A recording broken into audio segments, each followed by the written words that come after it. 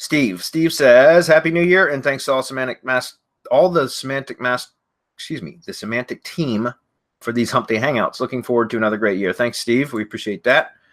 As Google phases out the Google shortener, closing March 30th, the replacement is Firebase dynamic links, which, in addition to a link destination, can also have a built-in title, description, and image for social media. What are your thoughts on these?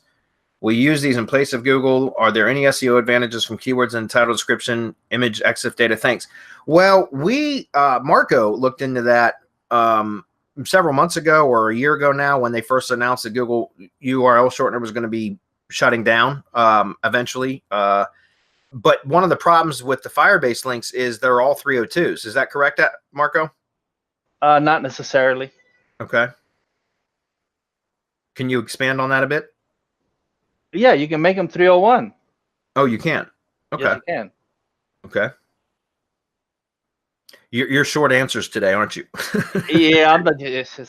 Go read all of the shit that I read through to find that. Okay. I'm not giving it away. Okay.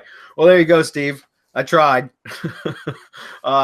So yeah, okay. So it was my understanding, because I remember Marco talking about this. I was unaware that you could make them 301. I'm not sure how you do it, Steve. But I have not researched this at all, because as far as I was aware, they were 302 links, and I said, well, that kills that. So, but yeah, just go do some more research, I suppose. I tried to give you a better answer, Steve. I'm sorry I couldn't.